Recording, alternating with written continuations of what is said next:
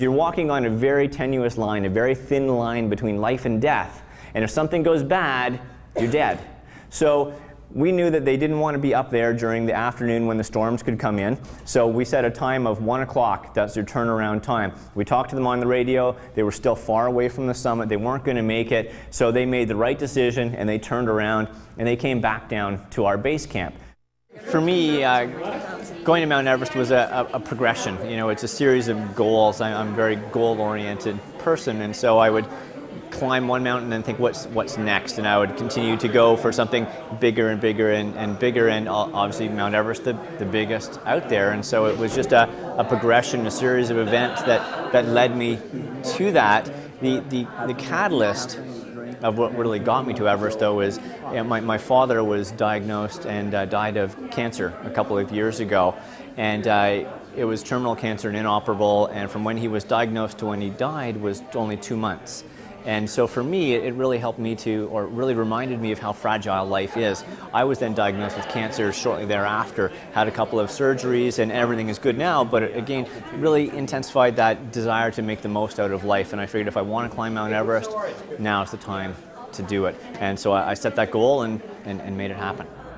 So I knew if I worked on him a little bit, I could convince him. And surprisingly enough, it was actually his wife, who one day they were sitting there having dinner, and she said, you know, I think it'd be good for you to go to Mount Everest. I think he emailed me about 30 seconds later. And he said, here's my money, I'm giving it to you now so she can't take it back. And so Angus really started the ball rolling, but we needed more people. 2 people was not enough to climb Mount Everest from a financial standpoint and just from a workload standpoint, so we needed to get other people.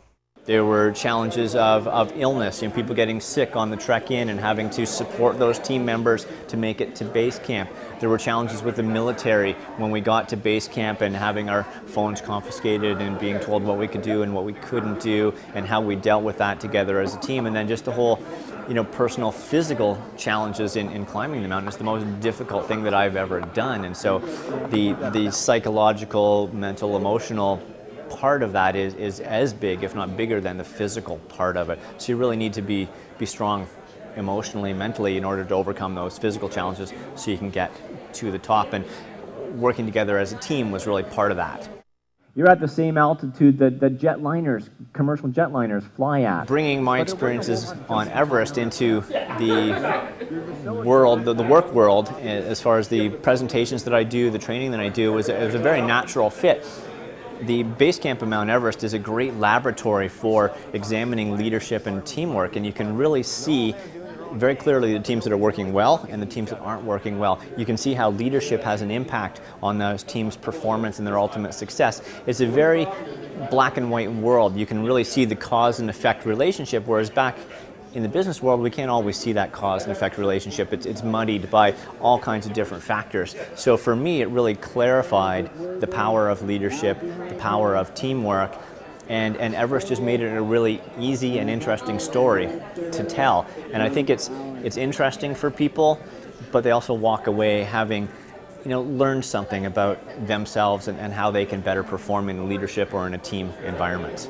15 to 20. We try to have a general rotation between politicians, economists, and motivational speakers. And we thought this year, especially considering the economy, we didn't want to bring in an economist to tell us what they didn't know that they should have told us a year ago. We didn't want to bring in another politician because we've had them 3 years in a row. So we wanted to bring someone in that would kind of get the crowd a little fired up. They found Scott to be very energetic. We've had great feedback, so we're really pleased that we invited him.